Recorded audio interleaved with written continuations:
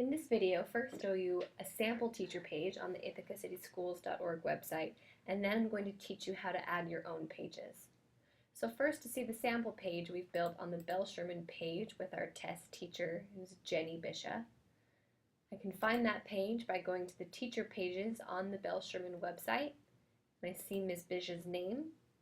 And here are what her teacher pages will look like. You can see teacher pages for Jenny Bisha. Notice the contact details will always be this last tab that you see in teacher pages. When we go into the content management system, or CMS, you won't see that page, but it's important to remember that it's there so you don't duplicate the contact information on multiple tabs of your teacher pages. You don't have to create multiple pages like you see here. If you only need the home page and contact details, that's fine. This is just an example. So again, this is what you'll see when you select a teacher's name from the directory or the teacher pages tool right here. So if I go to the home page I've created, this is what's called the landing page. This will be the first page that I show you how to build. And you can see I've added some welcome information here, the beginnings of a bio. This next tab I show a calendar. And you'll see that all these tabs continue throughout. You'll see these on all of the teacher pages. They stay there. You can see I've embedded a Google document here that you could use as a homework calendar and update that automatically. This is a page for classroom materials that might be useful.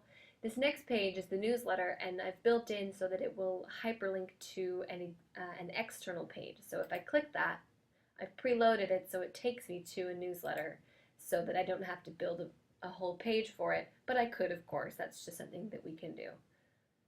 Here's another page for homework. And you can update this regularly. Here's a list of useful links. And also, whenever we link to a site outside of the ithacacitieschools.org website, we have it open in a new tab. So if I were to click this, it opens in a new tab so that the user can go back to where they were. Again, this is the landing page. This is what it would look like. And so what I want to point out here is as you're looking at different pages, you'll recognize that it's built into the CMS. The content you build appears within the layout of the school's page. So please follow the formatting and style guidelines on the website guide PDF to maintain that consistent look and feel so that everything in the website looks the same and looks clean. And remember, your teacher page is meant to house content that's specific to your classroom. Again, you'll see it appears here with below the students, families, and staff tabs. Those are useful tabs that house a lot of information specific to Bell Sherman. And you can also see you can access things in the menu for the particular school's page, like the library. So don't feel like you have to recreate the entire district or school's website on your teacher page. Please don't do that. Okay, so I'm going to show you the home page one last time so you'll see what the first page is that we're going to build. Okay, now I'm going to show you how to add your own teacher pages. So again, I'm logged in. I'll click Teacher Tools and this button that's Edit Your Teacher Pages. And this is what it looks like when you land. There, again, I mentioned home is the top level page in your teacher pages, and your contact details will always be the last page. It's helpful to call this first page home because all the other pages that we build will be one level down from this. So I'll show you how to add the first page. This button creates a new page that will be a descendant of the selected page. And you'll see I've double-clicked at home, clicked home, click a descendant page, and I'm going to title this Calendar, which was something that we used in the sample page.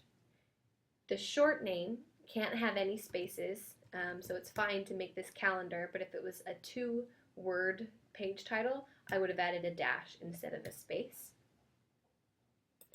And then I'm going to make sure it's disabled while I'm working on it and click Save Changes, and you'll see a calendar pop up here.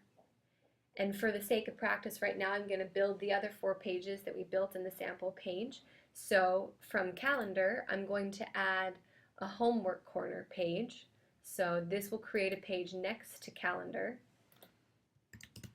homework corner. And you can see these are already preloaded because I worked on them before. Okay, and let's say I want to create another page. And in order to create them, you want to make sure that you're doing it alphabetically. So if the next page I wanted to add were classroom materials, I would go from calendar and make the next page a sibling of calendar, meaning classroom materials will be right after the calendar page. And you'll see it'll pop up and it'll be alphabetical. That's something you want to remember. And another piece is the CMS allows you to build a page a level down. So this will be a sample page I'll show you. But unfortunately, you can see it looks like it would be another tab over, but that does not appear in this when you're on the landing page for a teacher page. So don't do that. You can only go one level down. This is the delete button that I clicked. I'll click OK, and that sample page is gone. To refresh, I can click that button there, and it'll show me the pages that I'm working on. Again, home is always going to be my landing page. So in the sample video, we showed you what this looked like, and if I'm going to paste content from Word, I'll click Word, paste some content that I have, and I can manipulate this for the main heading and click Save. That would be the landing page. I could also make this about Miss Bisha or something else, but just remember that every new page that you add will appear down one level from that home page. It's your landing page.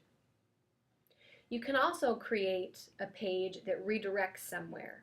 So for example, if you have an external calendar that you want to use, instead of adding content here, you can redirect somewhere else on the site, which is an option, or a specific URL. You can paste the URL there, or you can upload a PDF that will automatically appear when someone clicks that button. A couple things to remember: you always want to be using Google Chrome when you're in this view. We found that's the browser that works the best. Again, whenever you're adding a short name, which is you basically repeat the page title, don't have any spaces. And while you're working on your pages, make sure they stay disabled while you're working on them, just until you're ready to take them live. Another helpful button on this page is the preview button. So let's say I want to see what my work looks like with those gray buttons to the right side. If I click preview, it won't show those buttons in this view, but you can see what it looks like. Once you take it live, you can see exactly how it will look, but this gives you a good idea as you're building it. Okay, that's how you add new pages. And again, you can add, the pages that you need. Don't try to recreate the site, but definitely make it work for your classroom.